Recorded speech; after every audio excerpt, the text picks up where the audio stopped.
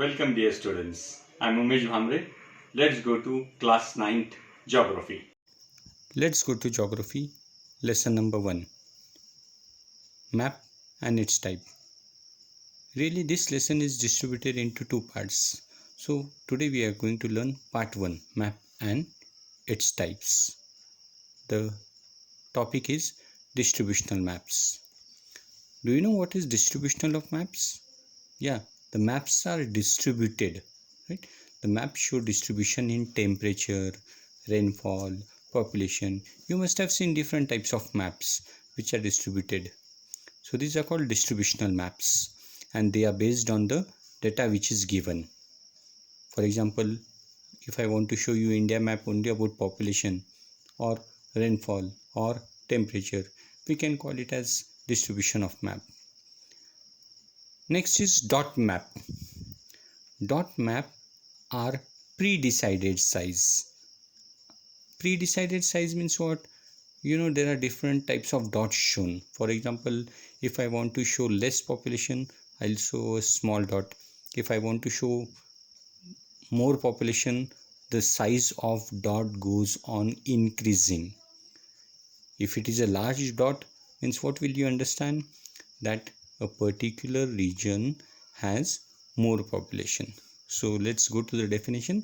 Dots of pre-decided size are used to show distribution. Example, dots of different shapes. Next is isoflat map. Next type is isoflat map. Students, different lines are shown. Yeah, if the lines are close, we can see that the slope is steep. If the lines are far from each other, we can show that the slope is gentle. Mostly these isoflat maps are used to show a height of a region from satellite. Let's go to the definition. Isoflat map to show these maps are used to show distribution of variable on a map, right? Example, lines to show the difference.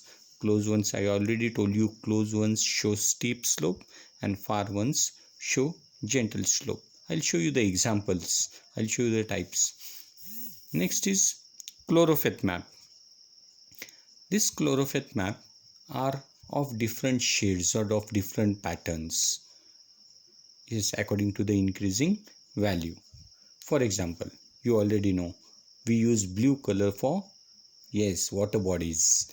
We use brown color for mountain ranges, right?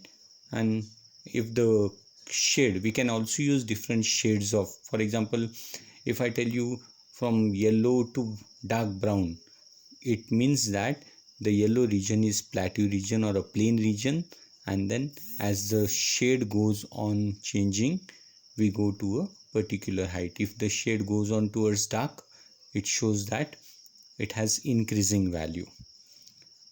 For example, let's see this picture, isoflat map, right? This is an example of isoflat map. Here, if I want to show temperatures, if I want to show a height of a particular region, I will join the dots with a single line of equal value, of the same value. If you see in the first picture, only dots are shown with different values. What is done in the second picture? Yes, the particular dots are joined with each other of same value. In the third picture, we can see they are joined at the same value. For example, if I tell you that there is equal rainfall in Maharashtra and Karnataka, so what I'll do, I'll draw a single line from Maharashtra to Karnataka, which will show you that Maharashtra also and Karnataka also has same rainfall. Next, fourth picture shows you different patterns as well as lines. I can show you different patterns. For example, just see the example. If from 30, 40, 50, 60, 70, 80, 90, it goes on towards 100. 30 is shown in light shade. As we go towards 100, the shade goes on becoming darker. The pattern goes on changing. So this is an example of isoflex map. Let's see another example. This is a dot method. Just a map is shown, a map of Amravati district, right? It's a political map of Amravati district, and what is shown here? Density of population. If you see different dots, right? Small dots, each again in index I will refer, each dot shows 10,000 population, and as the size of the dot go on increasing, yes, it goes from 10,000 to 50,000, then 1 lakh, 2 lakh, and 5 lakh. By that dots we can understand where the population is dense, where the population is sparse. Sparse means what? Less population. And what means dense population? Highly populated region. If I ask you a question, which region has population around 5 lakh? You will be easily answer, yes, it's Amravati. Amravati has population more than 5 lakh, right? So there are different regions, different talukas shown where, and with the help of, if we even count the dots, we can tell the population of particular region or particular taluka according to the dots. This type is chlorophet map. Now this chlorophet map shows you the population density of Asia in 2009. Population density. If you see the index, you will easily come to know. Yes, if you see the index shows you people per square kilometer. Wherever it is 0 to 50 people per square kilometer, it is shown in light shade. And as the density of population goes on increasing, the shade starts becoming darker. If I ask you a question, what is the density of population in India? Yeah, you'll easily match the colors and you can tell that the density of population of India is around 301 to 699. You know, there are different regions in India which are, some are densely populated, some are sparsely populated. Like in Rajasthan, we have very less population. In Uttar Pradesh, West Bengal, Bihar, we have high population. So if we equally distribute the population, we can take the density. You know how do you count the density? The density of a region density of a population is the total population divided by the area. The total population divided by the area.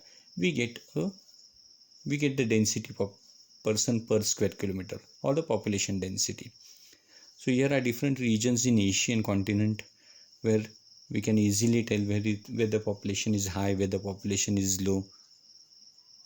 If I ask you a question, there is a small country near India, yes, Bangladesh. What is the population density of Bangladesh? You can easily answer. It's, yes, 700 plus. So the population density of Bangladesh is high. Let's go to the next map. This is also chlorophet map, which shows you different color. If you see the index, you will see the lower regions with light color and very high regions with dark color. To the northernmost part of Nandurbar district. Now this is a physical map of Nandurbar district. If you see the north region of Nandurbar district, a dark brown patch shows you that there is a mountain range. Yes, did you see it? Yes, it's Satpura mountains. And other region of around Satpura comes to high, moderate, and the southern part of Nandurbar comes to low region, because it is plain of Tapi river, plain of Narmada river. Wherever you come to rivers, you will find a lowland or a plain land. You can also see different peaks and rivers and ghats in Nandurbar district. It's shown in different colors. Blue color indicates rivers. The two main rivers in Nandurbar district. One is to the north, river Narmada, and one flows from the south and center part of Nandurbar district. It is river Tapi. These are the two main rivers. So wherever you find rivers, that region comes to a plain region. And which direction are the rivers flowing? Yes, the rivers are flowing towards west.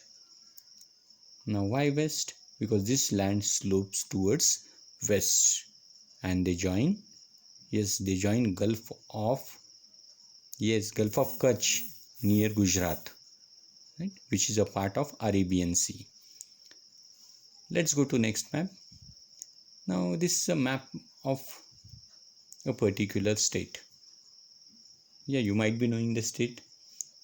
Yeah, here two patterns are shown. One is average family size and other is minority population, the density of population.